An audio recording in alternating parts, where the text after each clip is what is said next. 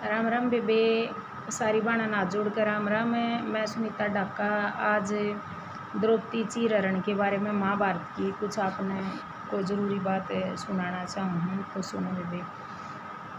एक बार अभिमन्यु की पत्नी उत्तरा महल में झाड़ू काटे थी, तो फिर द्रौपदी आई उसके आसपास अंडे थी। तो द्रौपदी आई, बोली उत्तरा बेटी क्या कर रही है?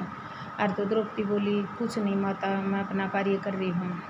तो उसने उसके सर पर हाथ फेरते हुए और मतलब उसने बोली आके जब भी तेरे में कोई विपत्ति आवे ना तो तू अपने नाते रिश्तेदार किसी को मत पुकारना। बोली क्यों माते, आप ऐसा क्यों बोल रही हो?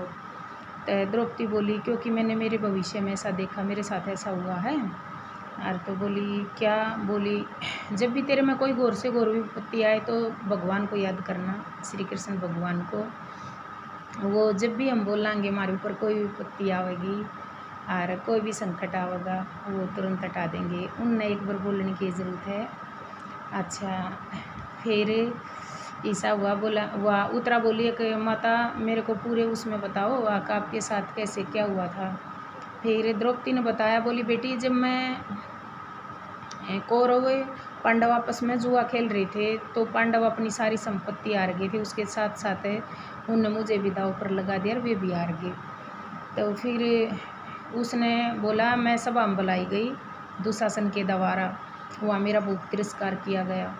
उसके बाद में मैंने हाथ जोड़ कर सभी से रिक्वेस्ट करी, पुकार की, अपने मतलब अपने रिश्तेदार नाते जो भी थे ना, मतलब राजा भी थे, माता भी थी, जो भी कुछ था उसमें सभा में मैंने सबसे बहुत रिक्वेस्ट करी, मिन्नत करी, मेरी लाज बचाओ, मेरी इज्जत बचाओ। लेकिन उनकी आंखों में आंसू थे, उन्होंने उसकी कोई मदद नहीं की।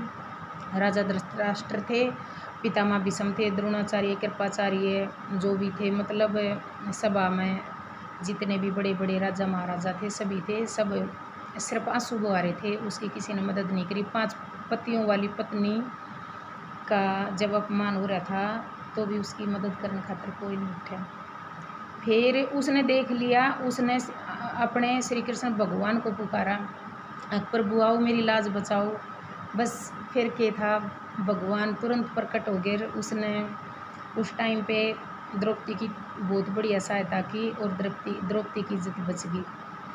अच्छा, द्रौपदी ने अपनी वो बता दी। फिर द्रौपदी के साथ जो भी कुछ होता था, क्योंकि वो इतनी बड़ी भगत थी श्री कृष्ण भगवान की, द्रौपदी के साथ जो भी बुरा होता था ना तो श्री कृष्ण भगवान विचलित हो जाते थे। तो रुक्मिणी से बोले आज मेरी जो सबसे बड़ी भगत है ना वो दुखी है। बोली आपको कैसे पता प्रभु? बोला मेरा मन विचलित हो जाता है। बोला उसमें सभा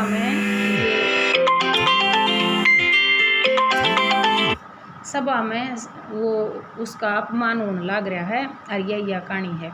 उसने उससे बता दी। फिर वो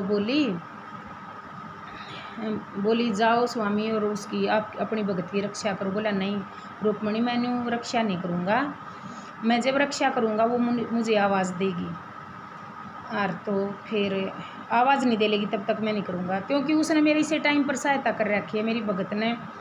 मैंने तो बिना आवाज़ दिए उसने मेरी वो सहायता की थी, लेकिन मेरी भगत ऐसी है वो मुझे आवाज़ देगी फिर मैं जाऊँगा। फिर बोले शिशुपाल का जब वध कराया था तो मेरी उंगली कट गई थी। मेरी रानी नुन जाकर कोई औषधि लावे, कोई कुछ लावे, कोई कुछ लावे, किसी ने ये नहीं सोचा कि उंगली से खून बह रहा है। और द्रौपदी ने तो अपनी साड़ी फाड़ के और बांध दी। उसने मतलब भगत होने का एहसास उसी टाइम मेरे को दिला दिया था। तो फिर क्या हुआ द्रौपदी तो दुखी थी। उसने न्यू देख लिया तेरे नाते रिश्तेदार बड़े छोटे सब इन्हें तो तू छोड़ दी। फिर उसने भगवान ते प्रार्थना करी, हे गोविंद, हे श्री कृष्ण मेरी लाज बचाओ। तो मैं हर औरत को कहती हूँ, हर बाण को कहती हूँ, जो भगवान श्री कृष्ण जी है ना वो सब औरतों की मदद करते हैं, उन्हें पुकारना वही हमारी मदद करेंगे। देखो हमने बच्चे भी शादी भी करनी, लड़की ने बच्चे भी पैदा करने, परिवार भी बसाना, पति की सेवा भी करनी। लेकिन मेरी बहनों में आपने इतना बताना चाहूँ, महाभारत में देखा कुछ सुना है सीखा है तो जो गोविंद मदद करेंगे ना, उसी मदद कोई नहीं करेगा, क्योंकि ये महाभारत से सीखो। जब गोविंद आ गए तो उस दौर सब कुछ रह गया, अगर वे नहीं आते तो द्रौपदी दौर कुछ भी नहीं था, क्योंकि उसके नाते रिश्तेदार सब कुछ थे। एक बार जो चले गया ना वो फिर कभी नहीं आता, और हमारे पास वही है एक इज्जत। तो भगवान की प्रार्थना करो, मंडली बनाओ, सत्संग में जाओ, सबसे प्यार करो। यो चमकण का कोई मतलब को ना, जब मतलब ज्ञान तो टाइम पर आवे है, मैं घनी शानी को ना, पर मतलब जब ज्ञान आने लग जाए ना, तो मतलब भीतर में घर में सब जगह ज्ञान बरसाने नहीं जी कर है। तो मैं मेरी बाणा तो या कहूँ हूँ, अक महाभारत रामायण देखो, उन तो कुछ शिक्षा लो, और कार्य तो अपने सारे करो घर के, क्योंकि काम है, फर्ज भी निभाने हैं काम भी, लेकिन सिर्फ ऊपर आड़े तो यह प्रार्थना करो कि मेरा घर बार और मेरी बस गोविंद रक्षा करेंगे। गोविंद के बगैर रक्षा करने वाला और कोई नहीं है। और ये सारी संसार दिखावे की है बेबे। तो जितना भी अपना घर का काम करो, अपने कर्तव्य पूरे करो, लेकिन भगवान ने बहुत ज़रूरी है याद करना। दिन में अगर 5 मिनट भी मिल लेना तो उस गोविंद को याद करो, कभी भी हारने नहीं देंगे। मैं सुनीता डाका, मेरी वाणियाँ पूरी सुनना और लाइक सब्सक्राइब करना, और अच्छी लगे तो कमेंट करना। हर बेबे की तो गड़बड़ होगी हो ना, तो अपनी बाण ने माफ़ करना, क्योंकि छोटी मोटी गलती हुई बिना बोलती आना ना रहे। लेकिन इसी वीडियो में और भी डालूँगी। मेरे चैनल को लाइक एंड सब्सक्राइब करना प्लीज़। राम राम।